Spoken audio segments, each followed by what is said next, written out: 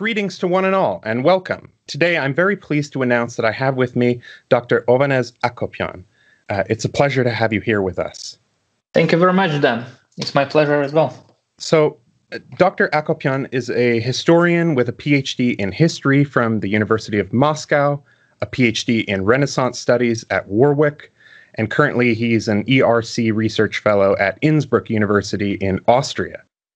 His research interests are in Renaissance studies, particularly in regards to intellectual history, with a focus on early modern cosmology and the history of science. I decided to get Dr. Akopyan here with us today because he's recently published a book with Brill entitled Debating the Stars in the Italian Renaissance, which is focused on the figure of Giovanni Pico della Mirandola, a figure that is often discussed here at the Modern Hermeticist. So, just before jumping into my questions, I wanted to read a blurb for your new book to start us out with a little bit of context for our discussion. The summary is as follows.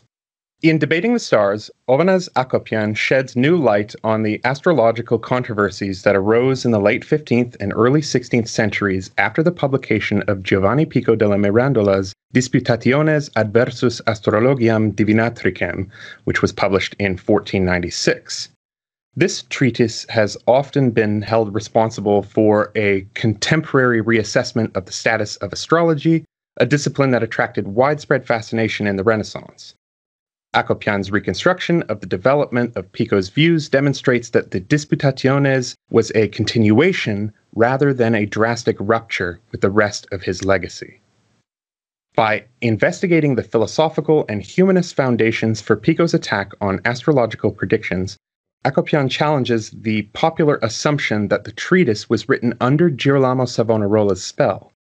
He shows instead how it was appropriated ideologically by pro-Savonarolan circles after Pico's death. This book also offers a comprehensive study of the immediate reception of the Disputationes across Italy and Europe, and reveals that the debates initiated by Pico's intervention pervaded all of the European intellectual oikumene. So, Dr. Akopyan, in order to break the ice and get our conversation flowing, let's begin with a painfully simplified question and perhaps a misplaced question, which will surely yield a torturous response.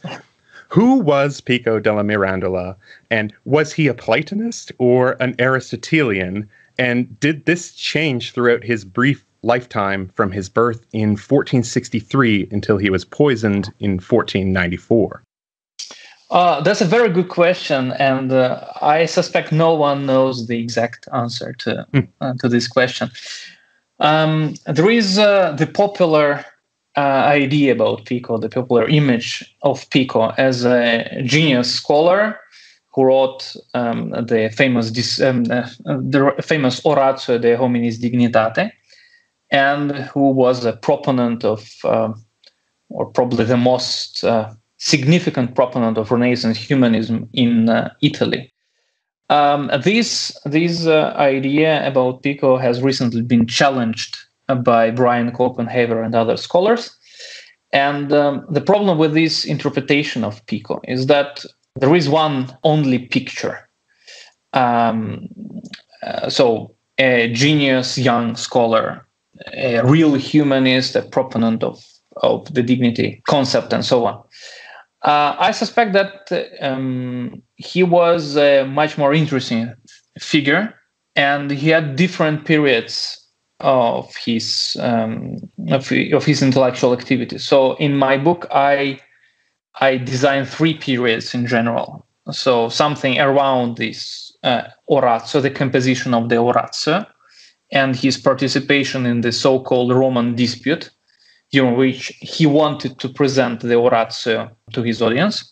Then, unfortunately, he got excommunicated by the Papal Commission and escaped Florence, and began commenting on the Bible, which resulted in the Heptaplus of 1489, and his short commentaries on the Psalms.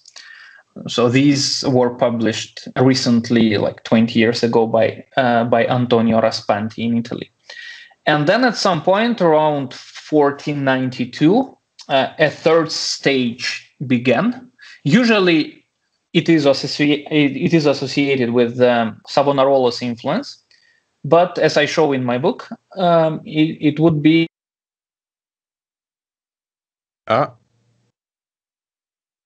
Pico was an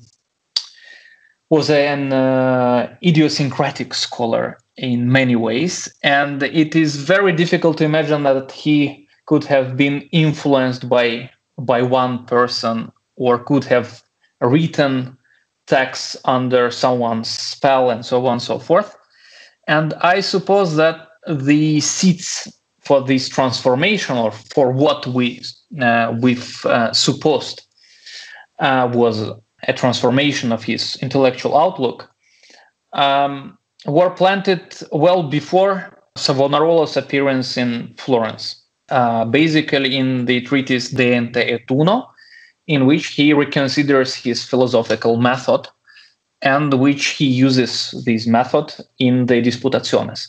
So I wouldn't say he was a stable philosopher. He moved from one interest to the other, and even though he started his intellectual journey as a Neoplatonic philosopher for the most part, I would say, by the end of his philosophical career, I would say he turned into a scholar more inclined towards Aristotle and Aristotelianism. And so that's very difficult to respond to your question. Yes. So perhaps the elephant in the room is the question of humanism. Mm-hmm. What do we mean when we speak of humanism? Because there are so many different ideas as to what humanism means. There are ideas like secular humanism, which are modern notions that are not really connected, but which also color our understanding of humanism. And then there are ideas about the dignity of man, but that is not really present in Pico, at least not in the conventional sense that we think of. That's what Brian Copenhaver has argued recently. Yes. So what do we mean when we speak of humanism? I would say there are two main traditions of interpreting the concept per se. I would call the first one continental, if I may. Mm-hmm. And it dates back to Eugenio Garen's work mostly, the first major interpreter and publisher of Pico's works. Basically, we still use his edition of Pico's opera Omnia, which was republished like 10 years ago. And so I always have it on my desk. Stanley was very modernist, if I may say so. So he really thought that Pico had been a proponent of, he had been responsible for a certain shift from theology to secular/philosophical humanism, in which humans are the very center of the universe. So instead of having God as the center of the universe, which according to Garen was a medieval invention, Renaissance humanism focuses in particular on human nature and investigates human nature in its entirety. And Pico's famous introduction to the Conclusiones, the Oratio, in which there is this famous passage about in which God addresses Adam. For Garen was the quintessence of Renaissance humanism. So you can do whatever you want. You are in the center of the universe.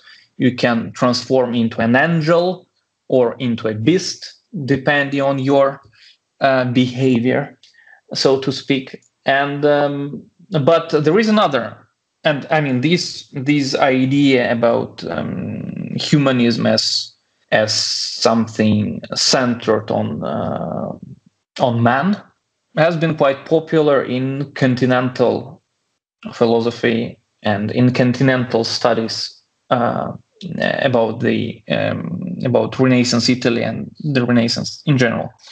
On the other hand, there is this, I would say, Anglophone approach, in which after Christeller, Paolo Oscar Christeller, the famous professor of Renaissance studies at Columbia University, and a friend and opponent, I would say, of Guérin, there is a distinction between humanism as a set of mostly philological practices centered on rhetoric, studia humanitatis as philology mostly, and philosophy.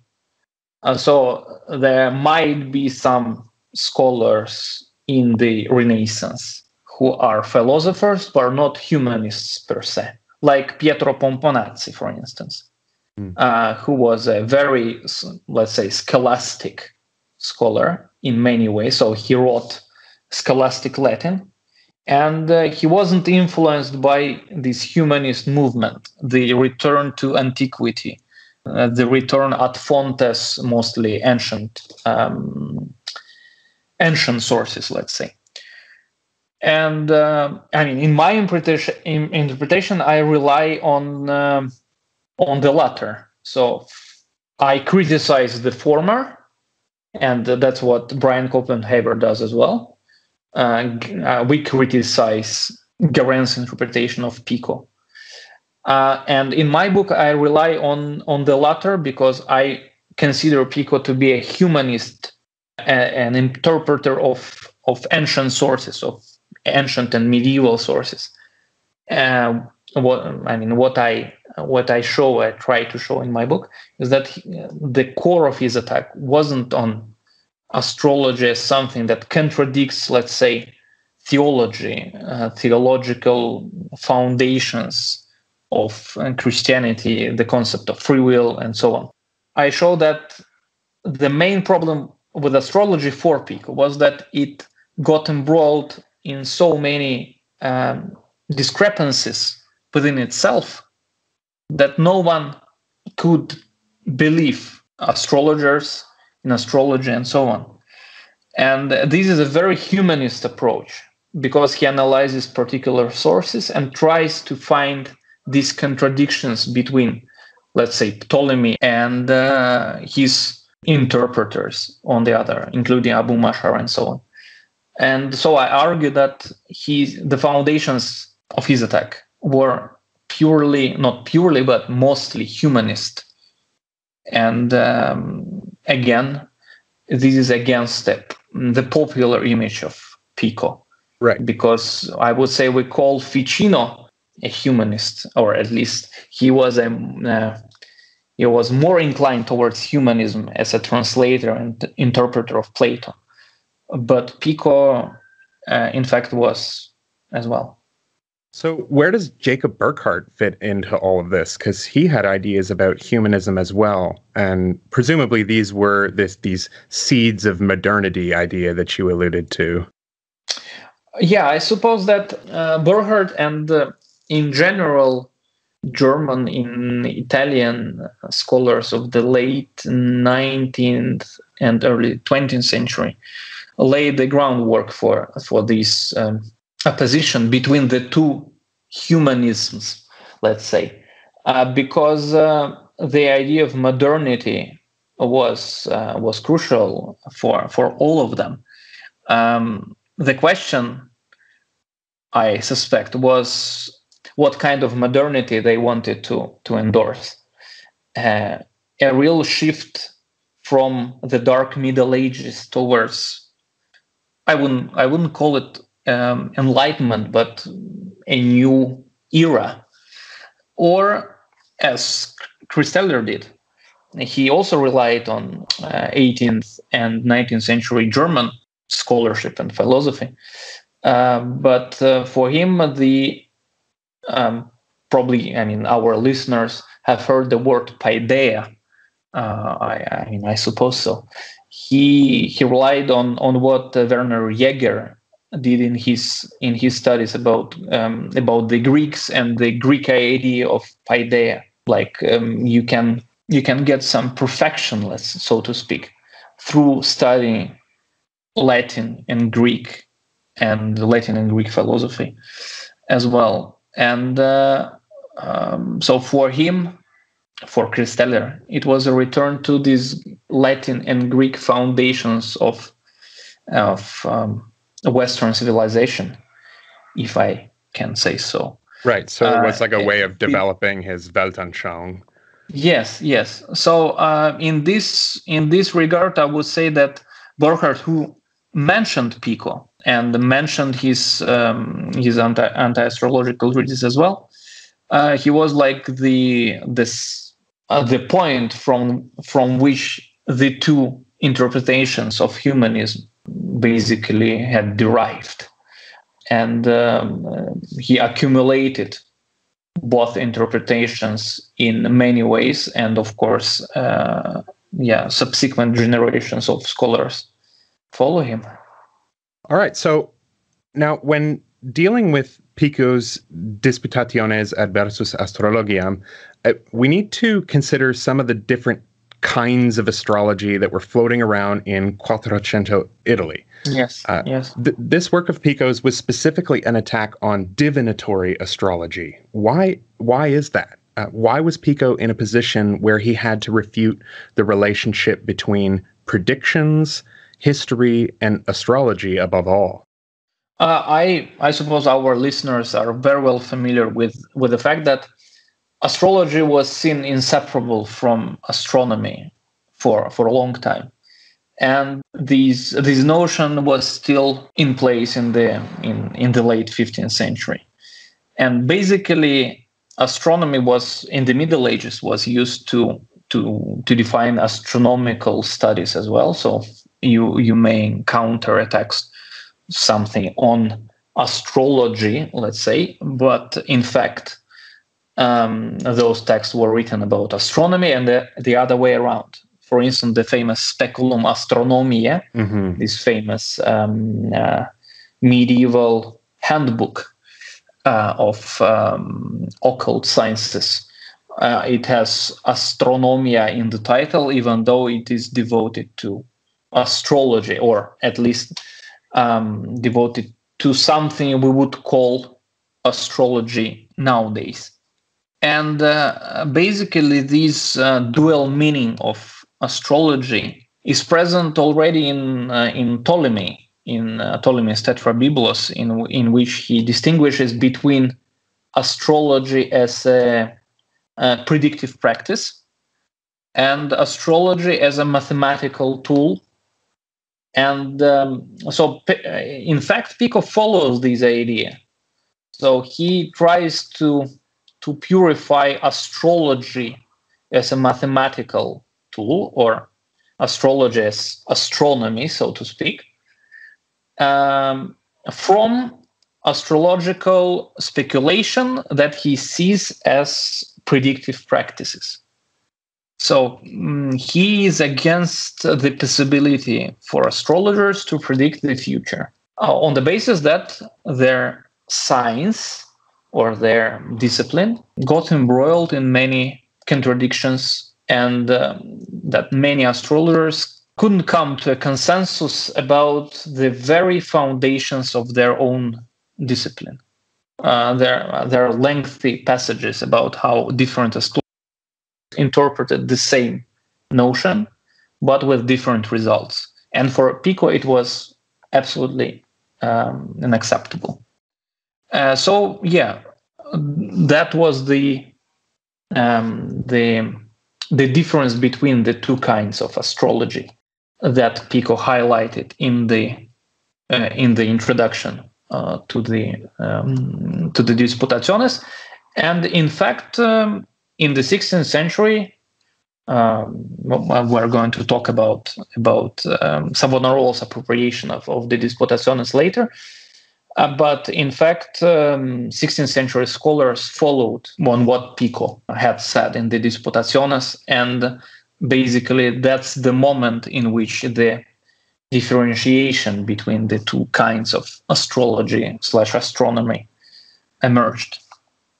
Right. And so Abu Mashar sure in his site and the grand conjunction theory, Yes. that seems to be something that Pico refutes vehemently. Ficino as well around this time seems to refute it as well. Is there a reason why they are so hostile toward the Great Conjunction theory? Is it because it had failed to predict the end of Christendom? I suppose that, there are many possible explanations. I think that Ficino's attitude was more ambivalent. I've translated some of his works on astrology, especially the one on the Stella Magorum, which predicted the birth of Christ. And so the Magi saw the star and followed it because they were magicians from the Middle East. They were familiar with the theory of great conjunctions. So basically, in the early 80s, Ficino, I wouldn't call it endorsed the theory of great conjunctions, but at least he didn't oppose it. And this was a very popular theory still in the century. Girolamo Cardano, for instance, used it widely. So I suppose Ficino's attitude was more ambivalent, but after Pico's attack, he tried to show that he had constantly been against astrology. He wrote this famous letter to Poliziano trying to defend himself that, of course, I use astrology for medical purposes, but I always suspected something. And so that's kind of funny. The way he tried to defend himself in this letter, and also it coincided with the rise of Savonarola's regime. And unlike Poliziano and Pico, Ficino was much more skeptical about Savonarola. But as for Pico, I think that one of the reasons was that, of course, it contradicted Christian teachings. The very idea that someone can predict the future, is at odds with the concept of free will developed in Christianity, starting from Augustine. That's one point, and the second point is, again, he argues that there were so many different interpretations of this theory and of how to calculate the conjunctions. And that's why Pico doesn't believe astrologers. He doesn't believe that astrologers are capable of producing a good horoscope, a good calculation of the conjunctions. So I would say he uses both arguments against the theory. But as I've already mentioned, in the 16th century, it continued to attract followers, and such great followers as Cardano and other astrologers. So in this respect, I wouldn't call Pico's attack 100% successful. Now, in 1486, the 900th conclusion that Pico comes to is that just as true astrology teaches us to look into the book of nature, so Kabbalah teaches us to look into the law. Now, what did he mean by true astrology at this point? Was he talking about the Abu Masharian practice, or is he trying to replace it at this point already with something completely different? That's a very good question, because the problem with the conclusiones is that these are basically very short sentences, which Pico didn't explain at all. So that's basically everything we have, and it's very difficult to extract the information and to understand his way of thinking. But what I've tried to show in my book is that his interpretation of astrology in the Conclusiones and in general in his early writings is not about astrology as a predictive tool. Basically, he does deny predestination. He doesn't endorse it, at least. But for him, astrology seems to be a discipline of science. I mean, science that God provides us with to contemplate His glory. So, in this respect, nature puts some science which we can uncover through a particular set of disciplines, for instance, astrology, magic, Kabbalah, and so on. That's the key to understand God's glory and will. So in this respect, I would say he follows what Ficino tried to do in his works on Prisca Theologiae, on magic, and so on. It's more of like a Platonian reading of signs rather than a reading of causes. Yes. Okay. Yeah, so there are no, causes. It's not causality per se, but some signs which we can understand through I'm repeating myself, but we are provided with particular skills to reveal these signs. The reason I asked is because I remember reading, it was Roger Bacon's notes on the Secret of Secrets, if I'm not mistaken. And in it, where he condemns talismans and he condemns astrology and says little old women have a more direct link to God through prayers than astrologers do through the use of talismans or invoking astral entities. But in that context of that discussion, he calls not pseudo-Dionysius, but Dionysius the Areopagite, the Optimus Astronomus. And so he said it's almost like he's setting up the angelic hierarchies as this super celestial kind of astrology, which again fits into this pattern of signs, of reading the world semiologically. And I was wondering if that somehow had trickled into Pico's thinking, that there is a kind of base astrology that is in the celestial world, and then there is a superior astrology in the super celestial world. Because in the Heptaplus, you really get, you get Pico saying things like, let us not mold metals into images, let us mold our souls in the image of Christ. And there's this sort of metaphysical talismanic magic that Pico seems to be practicing that is somehow against the regular talismanic magic. I would, it's very difficult, again, because we have, there is this lack of sources and the lack of the primary material in this case. But I would, in general, agree with this idea.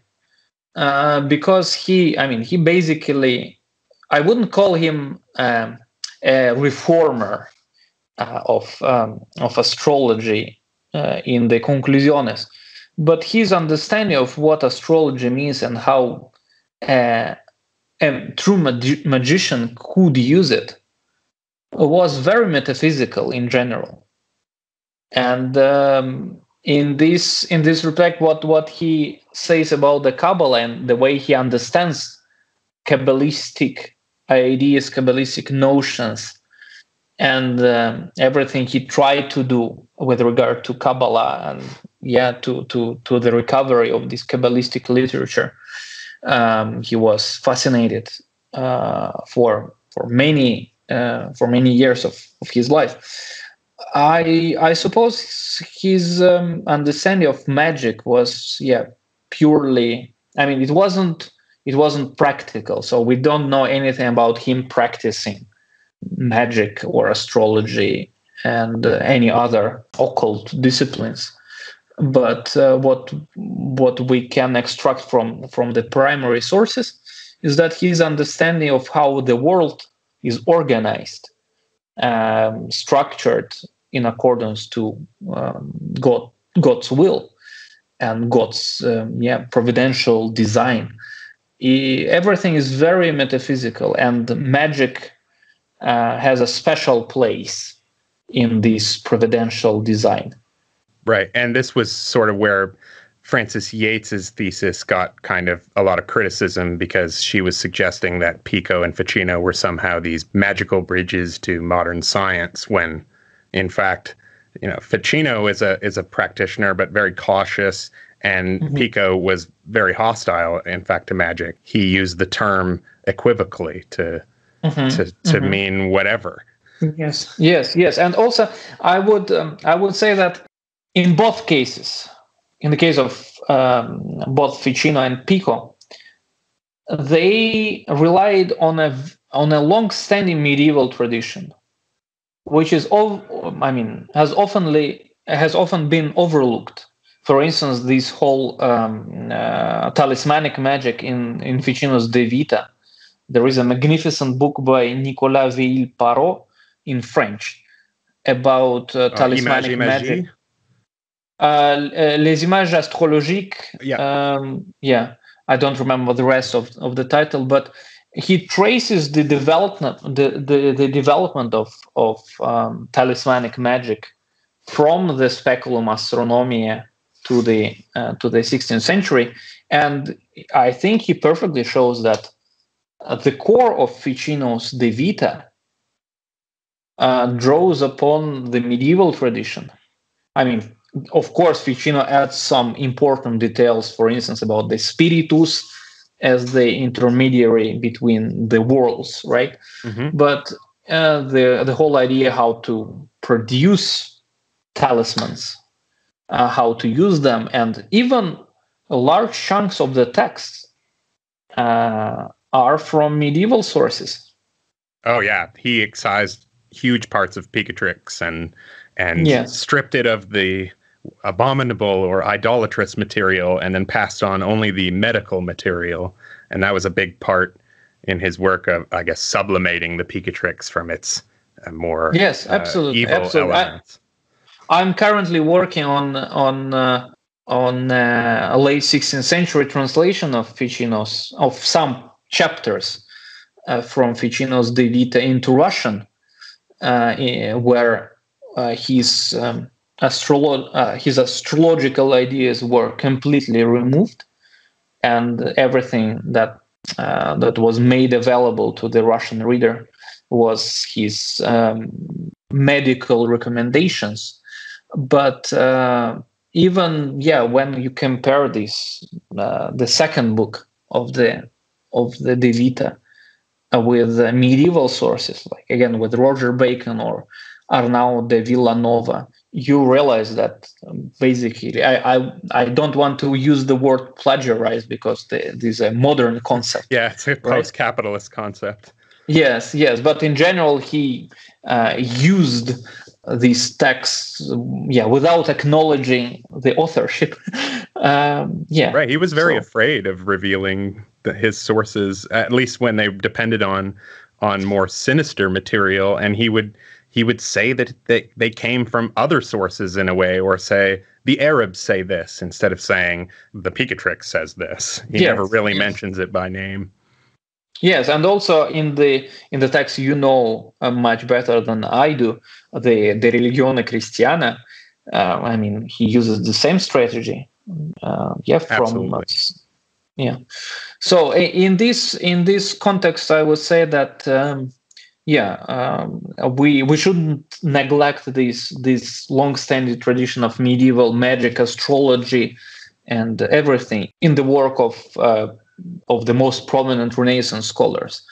And if we compare what they did and how they approached this text with their medieval predecessors, I suppose we we may reinterpret their innovativeness in a way.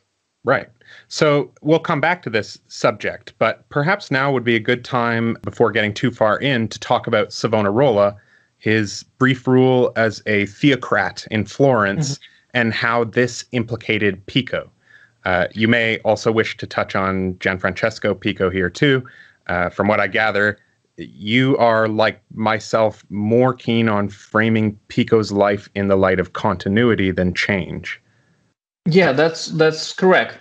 So Savonarola was a Dominican friar, originally from Ferrara, and in 1490 he was invited to Florence, probably by Pico himself, and after Lorenzo de' Medici's death, he became the ruler of the city, and his sermons were very popular among both laymen and intellectuals, and I would say that he had a huge impact on the intellectual climate of late 15th century Florence.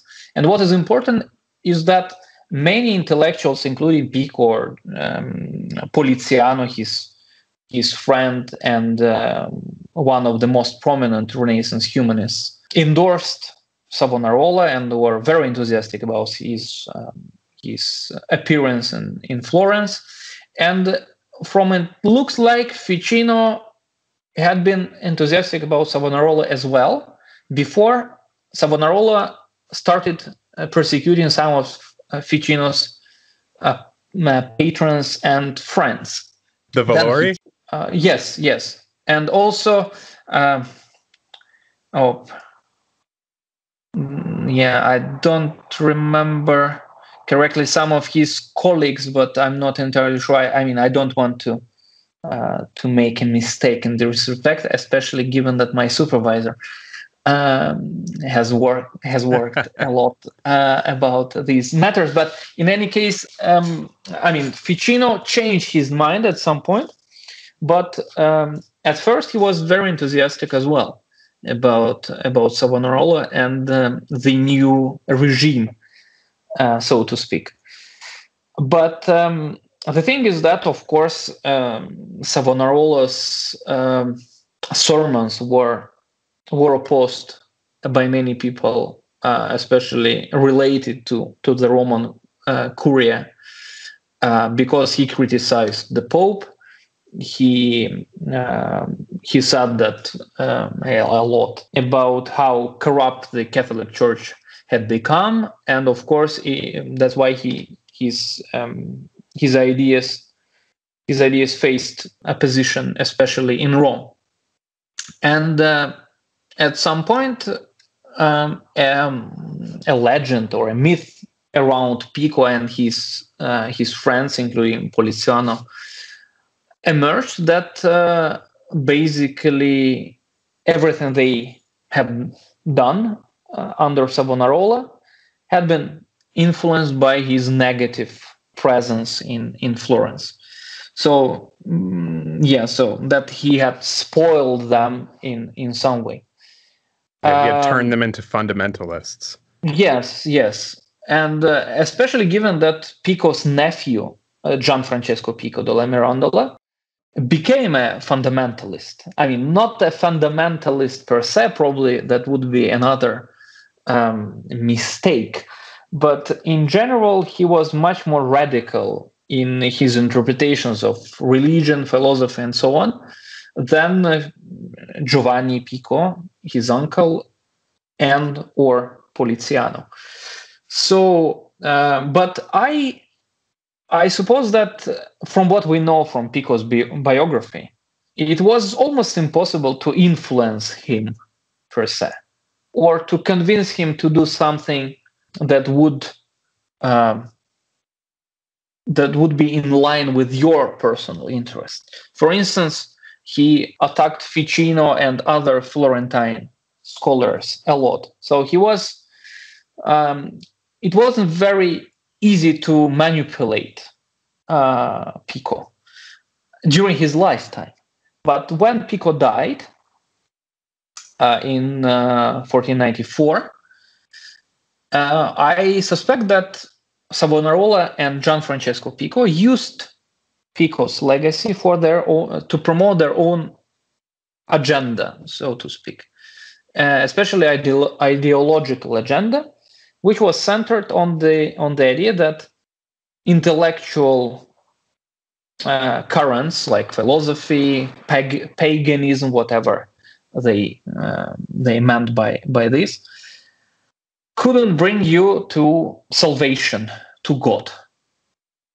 The only way to reach God is through religion. So basically, they denounced the positive value of philosophy and replaced it with theology, which is not what Pico would have done, I would say. And so, in that context, I would say that they appropriated Pico's legacy. They failed. I mean, they couldn't convince him to write something to meet their interests, but basically they appropriated everything after Pico's sudden death. And that's how this myth about Savonarola's enormous influence emerged. And of course, a lot of people who criticized Savonarola used this conversion of Pico as an additional argument to blame Savonarola for everything. Right, even though he had been naturally heading in that direction for much of his life. Yes. That's my interpretation as well. But in this context, the short treatise, which is entitled the Ente et Uno, which was composed in 1491 and is devoted to the reconciliation of Plato and Aristotle, is, in my view, most important text of Pico's oeuvre, because in this text he reconsiders his understanding of what tradition is, how we should approach texts in general. Before that, as I argue in the book, he followed basically Ficino's idea that we need to reconstruct a unified tradition in which everything is connected, something Ficino tried to do in the De Religione Christiana, in his Neoplatonic commentaries and so on. But in the De Ente et Uno, Pico criticizes Ficino for doing so, for creating this unified tradition, and suggests that we should go to individual authors instead of traditions like the Neoplatonic school, the Aristotelian school. We should go to Aristotle, Plato, Plotinus, Proclus, whatever, as individual authors who might contradict each other, and there is no need to try to find some concord among them. Let's analyze Plato as an individual author, and basically that's what he does in the Disputationes. Even in this famous first book in the historiography of astrology, how I call it, he analyzes them as individual authors almost exclusively, and nothing about the schools of philosophy. And his sites, particularly in the Disputationes, are set on Ptolemy, the idea that somehow the Arab translators corrupted Ptolemy. Could you talk about that? Yeah, so that's another manifestation of the same method of reading primary sources, as I call it in the book. He singles out Ptolemy as the most authoritative astrologer, and the only astrologer who pretended to be seen as philosopher as well. He starts his analysis of Ptolemy's work by suggesting that Ptolemy commented on Aristotle, or at least tried to comment on Aristotle. That's why he's what Pico calls him the best among the worst, optimus malorum. But unlike what Cardano did in the 16th century, Pico didn't advocate Ptolemy. So there was no idea of restoring Ptolemy's astrology as the most authoritative one. He denounces Ptolemy as well, but he considers him to be, a bit better than the rest of astrologers. At least it's pure. Yes. And so he blames Abu Mashar, first of all, and other Arab and, in general, Islamic philosophers, because some of them were from, were Persian astrologers. And I've encountered some people, if you say Arab to describe all of them, these people get upset. So I use the word Islamic throughout the book. Oh, that's why I use the word Arabic. Yeah.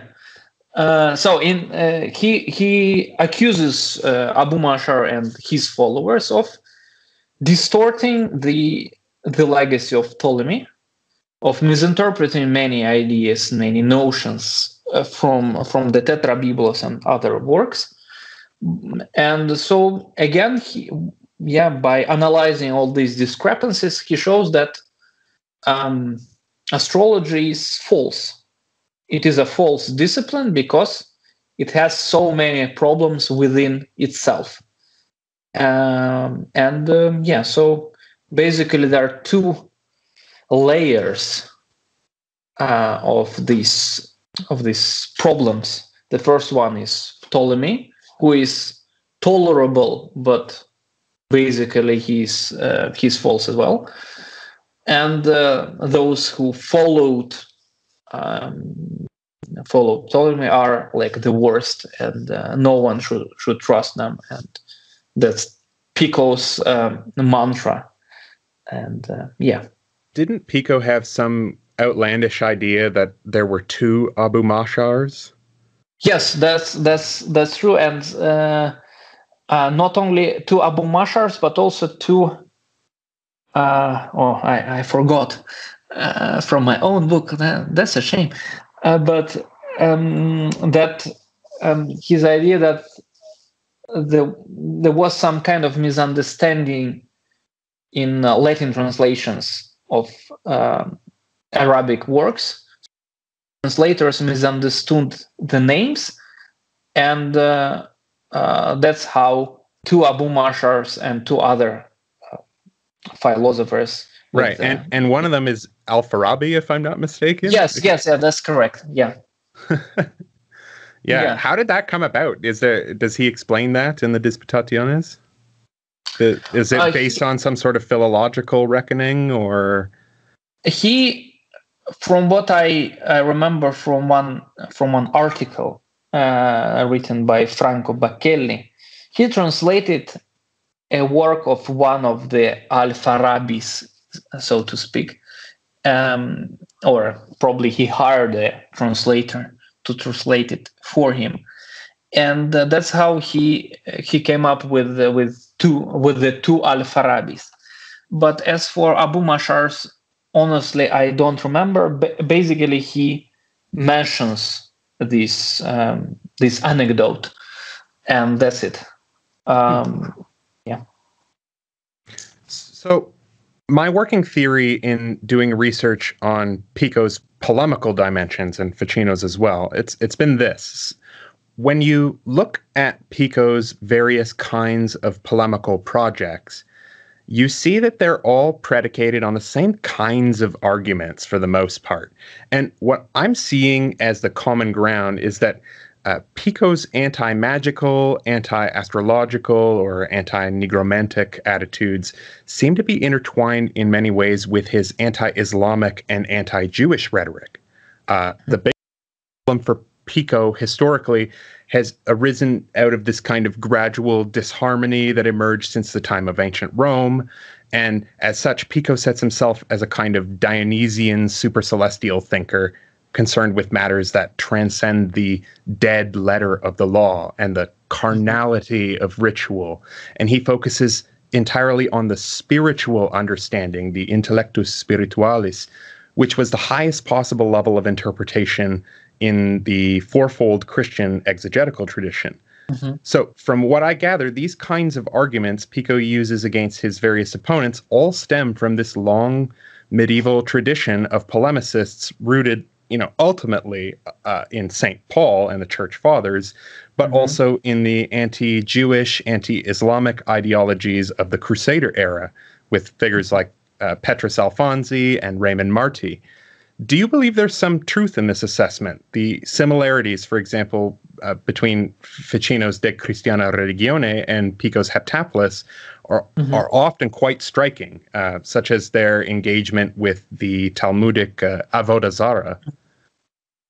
I think, in the case of Pico, I think it is a bit more nuanced, because what is the highest level of spiritual revelation in the conclusiones, at least? It is the Kabbalah. Mm-hmm.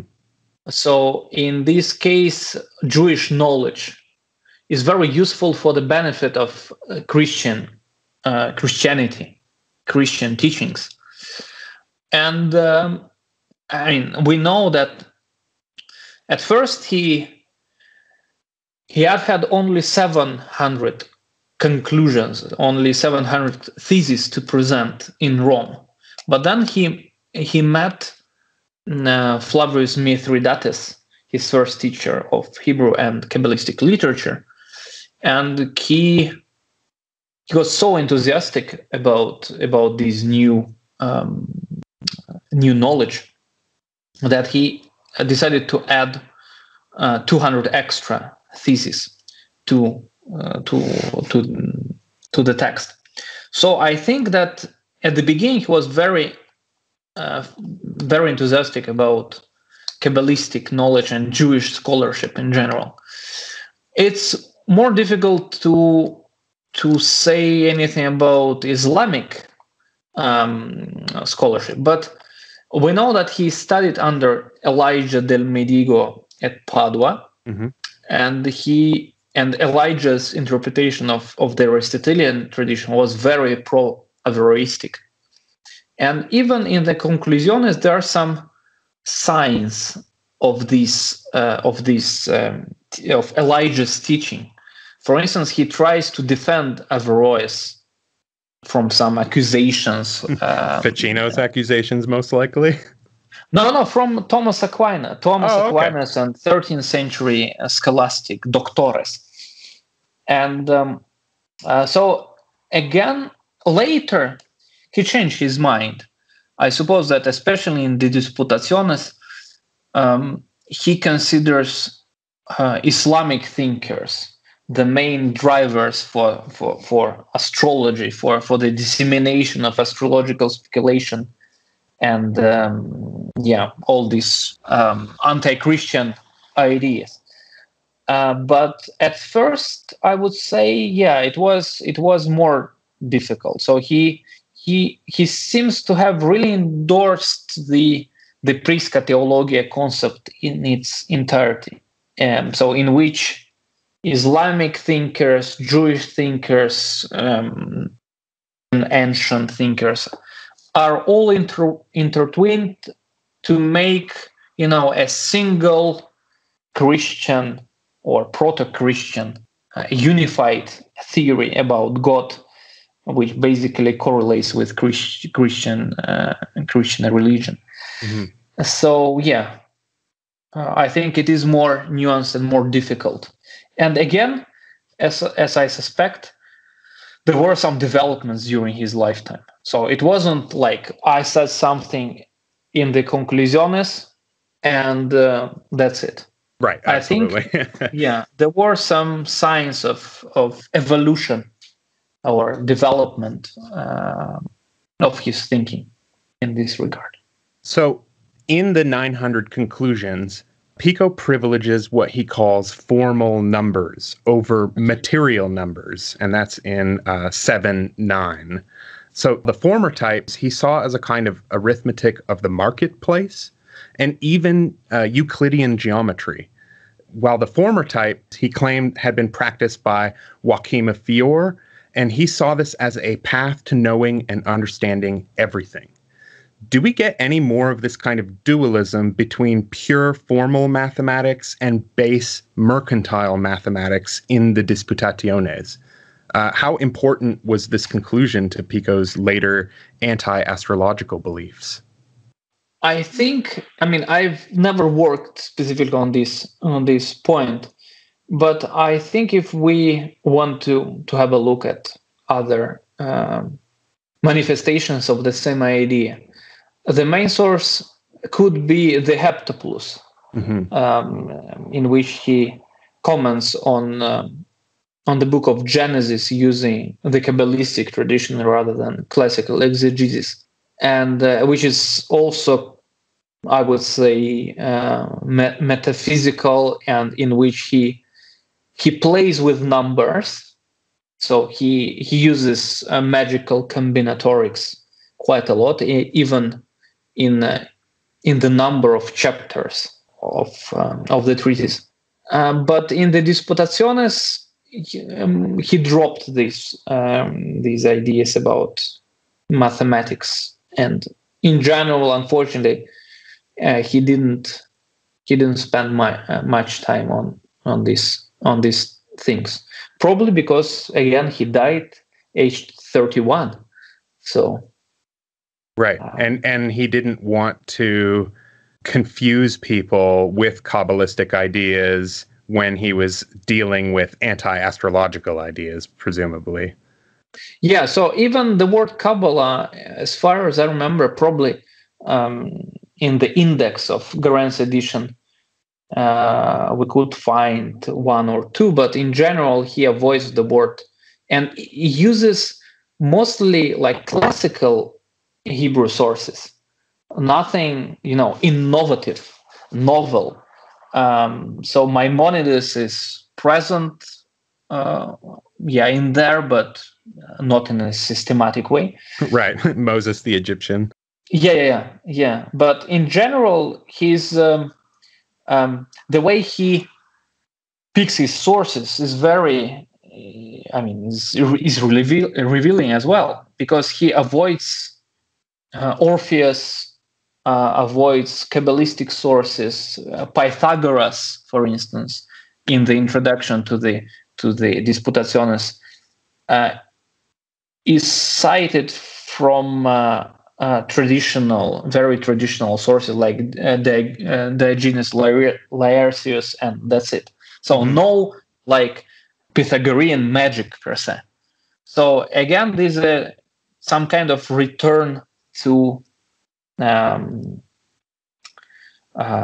classical sources in general. Right. I know he rejected the golden verses, saying, Yes. People say they belong to Pythagoras, but it was really Philolaus who wrote them. Yes.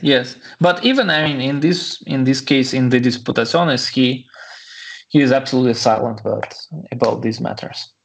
So you've written an article which zooms in on the 12th book of Pico's Disputationes, specifically the attack on Ficino's concept of Prisca Theologia. Could you go into some detail on this idea? There's been a lot of ink spilled over this, and I'm thinking scholars like Moshe Idel and Wouter Hanegraaff, and they've all debated this. And I think a lot of people in our audience would like to know in what way Pico's history of true philosophy became different from Ficino's. Yeah.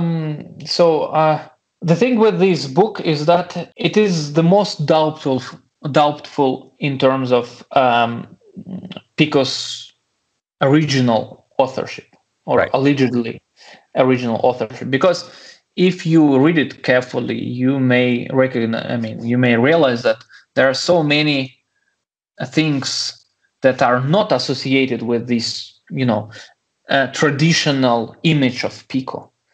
He even admits that I endorsed Prisca Theology in my early writings, but now I'm an opponent of this idea. So yeah, I got enchanted by this idea, but now I want to say something new about that. So, I mean, if compared to the rest of his legacy, it looks suspicious. And so my idea was to prove, or at least to try to prove,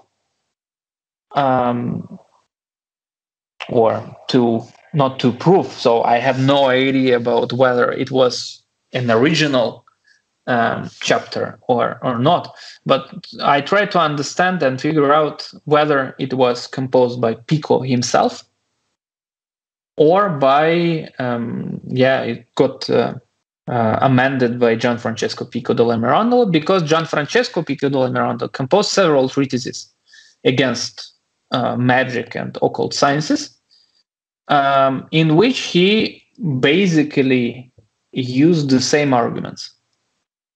So again, things got quite suspicious when you compare. I compared. So we don't know if Pico actually rejected the Prisca Theologia, or if it was Gianfrancesco writing in. Yes. So it is difficult because we don't have any autograph of the Disputationes. So the posthumous edition of the Disputationes of 1496 is the only document at our disposal. So there are no manuscripts of this work, and Gianfrancesco Pico, as I told you about his career briefly, but he was an admirer of Savonarola, and he was responsible for this posthumous edition of Pico's Opera Omnia. And some people, some contemporary scholars, even accused him of distorting Pico's original writings. So it is mostly the problem of authorship that I investigated in this article. And in the end, I came to the conclusion that we don't have enough evidence to accuse Gianfrancesco of any distortions, of distorting the original text. And in my opinion, again, it is an unpolished version, an unpolished text of Giovanni Pico that Gianfrancesco Pico would later use in his own writings. So he again would appropriate it to promote his own agenda, but since it correlates quite well with the method of reading primary sources Pico developed in the Ente Uno, I suspect that it was most probably written by Pico, but since he died suddenly, he had no time to polish the text, the final version. It contains some infelicities, like linguistic infelicities, and also content-wise, it is not very very well organized. But so that's the central point of the article, to investigate whether this most doubtful book, and I would say most surprising, if compared to the rest of Pico's legacy, book was written by Pico, or it was distorted by his nephew. So this is perhaps a more controversial question since it steps on a few toes, but could we go into some detail as to why Pico was not a syncretist, as he's been painted in recent decades? It really depends on what we mean by the word syncretist. Right. Because I think it's not a very...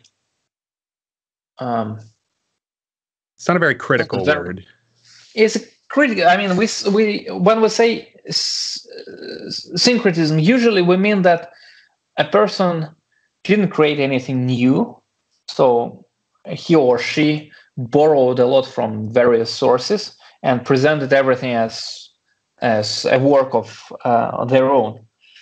And I know that, for instance, at the beginning of the 20th century, some scholars accused Pico, or Pico and Ficino, for instance, of being syncretists in a negative way. So that they plagiarized stuff and didn't create anything new or truly new.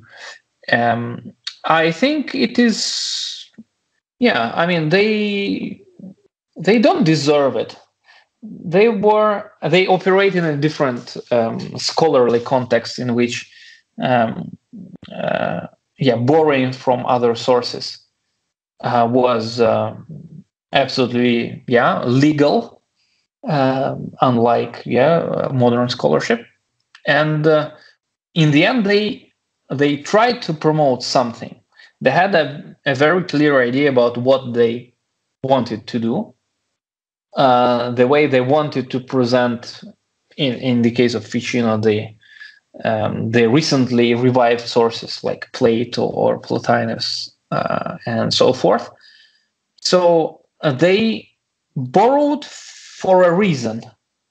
They borrowed to advance their own understanding of something. And in this respect, they were they were original thinkers. If we want to use the word syncretist, probably the antonym of this word would be original thinker. By borrowing, they became original in many ways. And of course, if we read Pico nowadays, we realize that he wasn't a standard scholar. Of course, he had some new ideas about many things, and especially the Disputationes. Probably the most ambitious attack on astrology before the new cosmology, the new Copernican cosmology. Has all the signs of a novel contribution to scholarship, even though, of course, he drew significantly and heavily upon what his predecessors had written. Right. So I think I wouldn't use the word syncretism in a negative way. And I'm when I think of the word, I think of the use in the ancient sense of it, of people identifying non-local gods with local gods, right? So you see in the gods of Egypt, Thoth is really just Hermes. They're the same thing, so we can make that one-to-one correspondence. That was something that was very popular in the pagan world. And the reason I don't see Pico as a syncretist, at least let's say in the context of the conclusions, is that he wasn't just looking for ideas in other religions and making one-to-one correspondences. These are conclusions of disputations between ideas where he would get different philosophical ideas and force them to a close and say, one of these is correct and one of these is wrong. And whichever one is correct goes on to become a conclusion. And that, to me, I think is why he is not a syncretist, because he's not just mixing things. He's actually forcing these two ideas to fight each other, let's say Hermes and Thoth, and decide which one is the more ancient, the more pure. Yes, I totally agree. And I suppose that, again, the way he read these sources, the idea behind the conclusions was to extract the most useful, the most important conclusions from the ancient sources, and to show how they operated in the ancient tradition in general.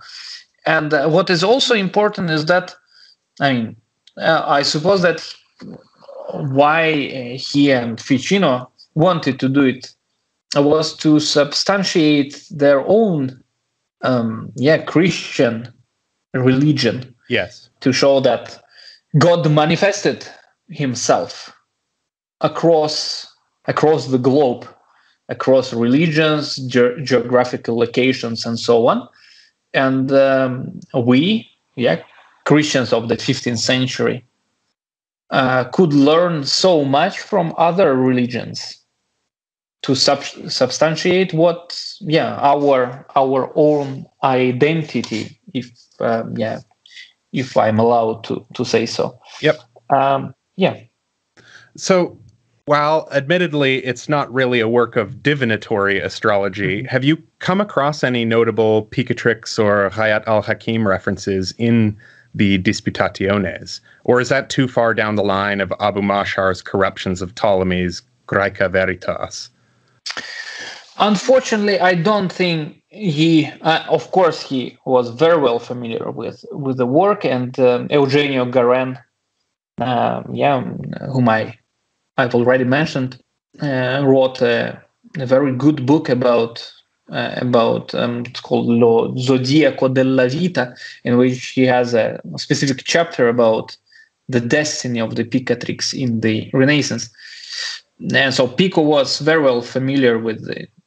I suspect he was very well familiar with the text. Yeah, he had a copy at least. Yeah, but unfortunately, the Disputationes, he avoids these kind of sources. Again, he doesn't want to go deep down. Right, because you mentioned Alfonso X, and that, of course, is where the Picatrix was translated into Latin from Castilian. Mm-hmm.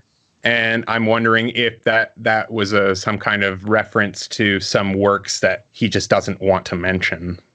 He mentions both Alfonso el Sabio and Frederick II as the transmitters of Islamic knowledge to the Latin West in general. So, like the king and the emperor who commissioned a lot of texts to be translated, and so that's it. Unfortunately, and also he mentions Alfonso as one of the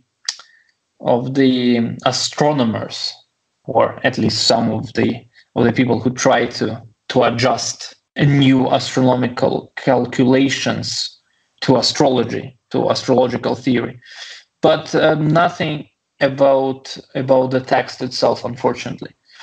So it's very difficult. Probably, again, he doesn't reference all the texts he uses, and in this respect, it's very. First of all, we need an edition, an annotated edition of the Disputationes, I suppose, in order to track all these references, hidden references, and so on.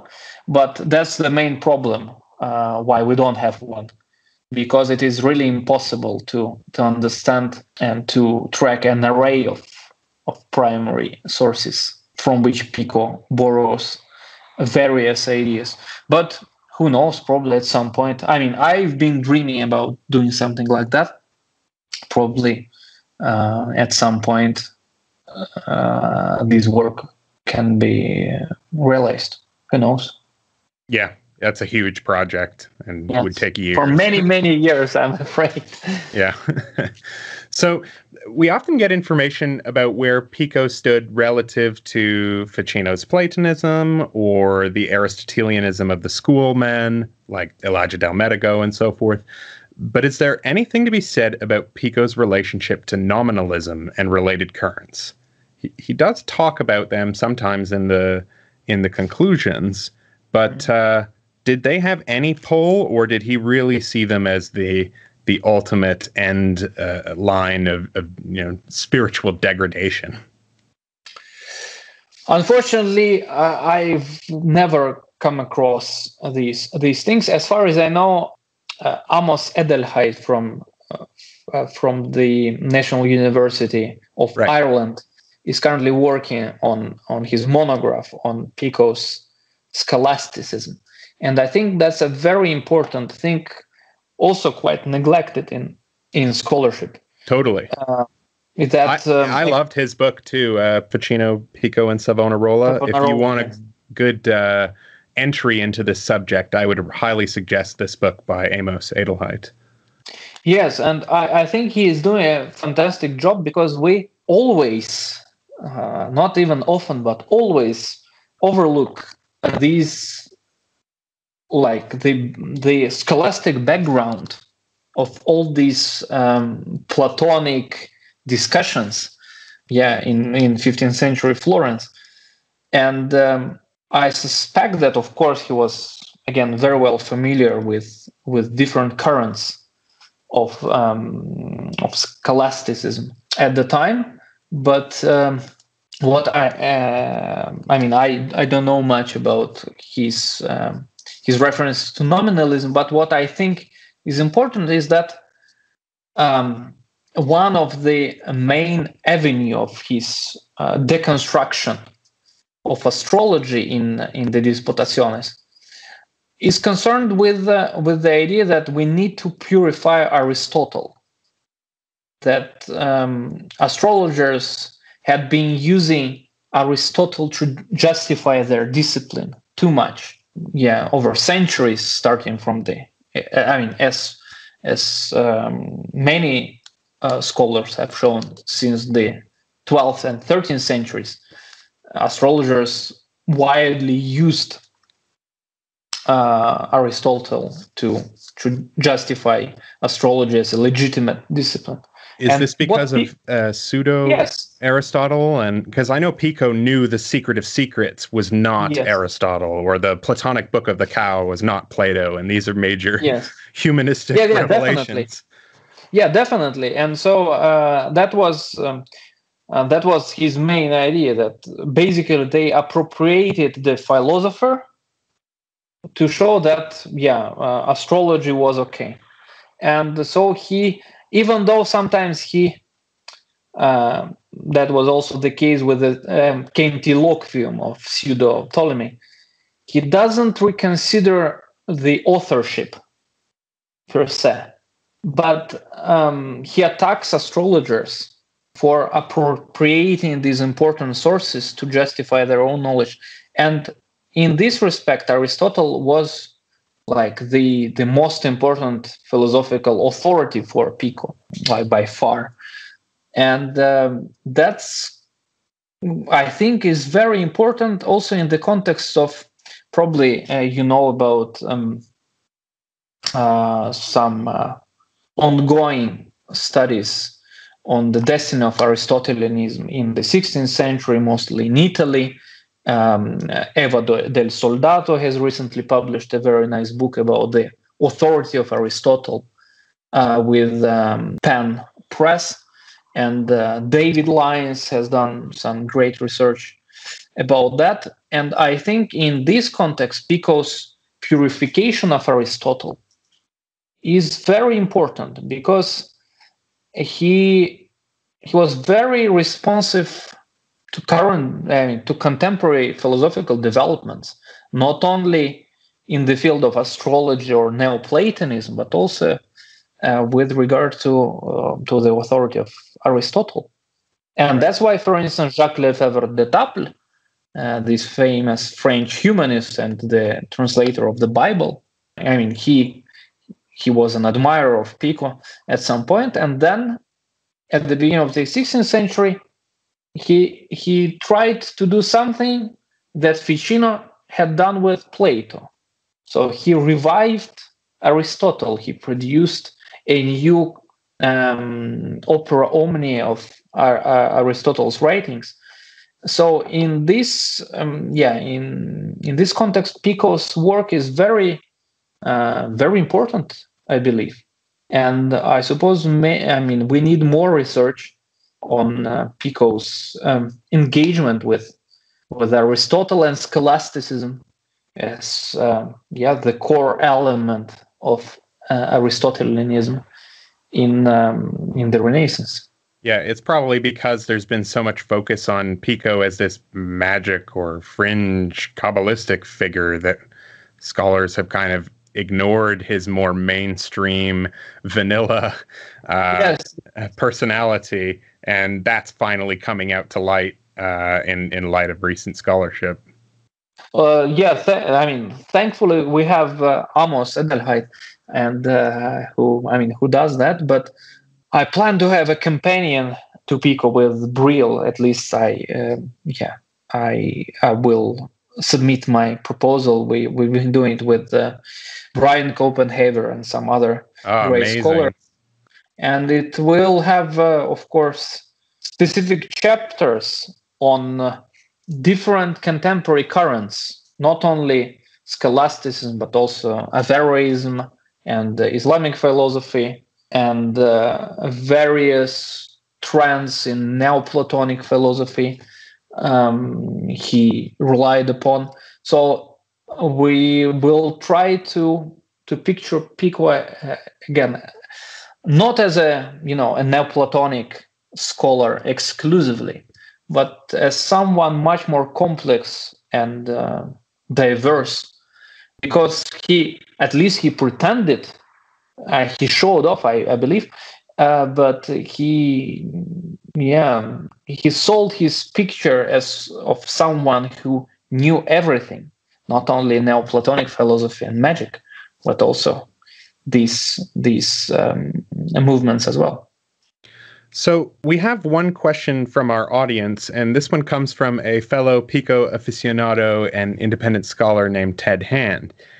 Ted wants to know what's going on in the De Ente et Uno and how Thomas Aquinas and Dionysius fit into Pico's reconciliation of Plato and Aristotle.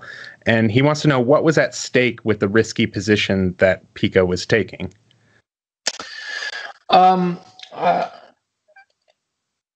It's a difficult question. It's a very difficult question because I would say of the status of pseudo-Dionysius, for instance, as you can know perfectly well, Ficino labeled pseudo-Dionysius the best and the first among Platonic philosophers. And Pico's aim was completely different in many respects. So it was the idea to reconcile Plato and Aristotle, and basically he criticized Ficino for creating this long Neoplatonic tradition in which Ficino tried to avoid any contradictions between the authors. And in this respect, pseudo-Dionysius is a bit, is considered part of the long Neoplatonic tradition on the one hand, but on the other, of course, as an independent scholar, so to speak, as the peak of Christian Neoplatonism. Mm-hmm. He is the most important person for both Ficino and Pico. It's very difficult to understand. Again, it is relatively short, and I haven't done, to be honest, I haven't done much research and much investigation into these problems. But I think that with Plato, Aristotle, Thomas Aquinas, and other individual authors, he created some sort of, a club of authoritative figures of the past to which he could, to the writings of whom he could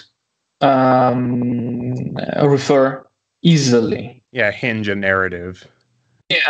Yes, and in this respect, again, Thomas Aquinas, whose position on astrology was seen as ambivalent in the Renaissance, was another, problem for Pico in the Disputationes, because he couldn't say that like the greatest Catholic theologian had endorsed astrology, which I suppose he hadn't done.